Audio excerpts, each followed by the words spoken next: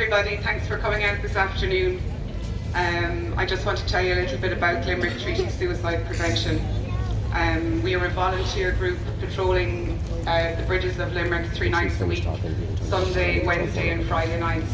There are other groups patrolling on the nights we're not there, and collectively between the volunteer groups there is a presence on the river and the bridges of the city 7 nights a week. We inform the National Coast Guard and Henry Street Garda Station of our patrolling times each night. We are a volunteer organisation and we always welcome new members. We currently have 35 members. The majority of our members are assist trained and also trained in first aid, defibrillator and CPR. Everybody we know has tragically lost a family member or a close friend through suicide in Ireland.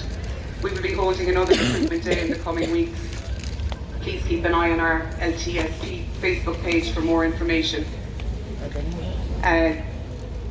The group that I volunteer with are a fantastic group of people who give up their free time to do this very important work to help vulnerable people in distress, people with mental health issues that are not being treated and are at a huge risk of suicide.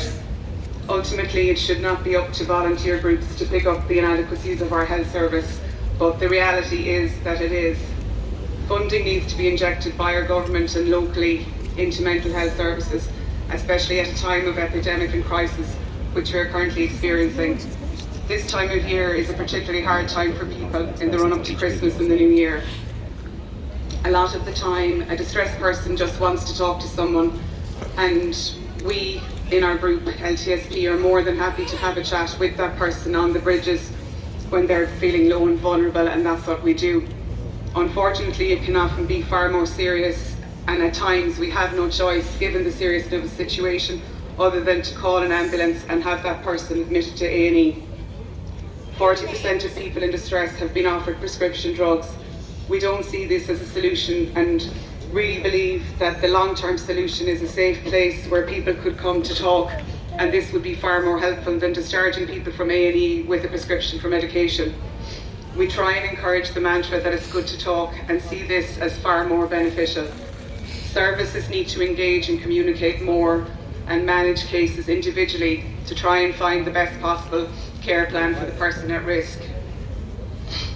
We have been informed by the ambulance service, guards and the fire brigade that our presence on the river has reduced their work by 90%.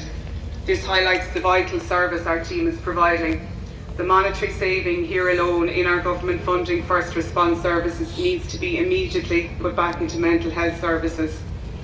Unfortunately, it's hard to measure or quantify the work undertaken by our group, as the HSE don't release the actual numbers of people in distress or people who have engaged in their service from incidents on the bridge. We would petition the public to call on our newly elected council members to try and help us tackle this problem at a local and national level, and ultimately insist on more funding for mental health services. Thank you.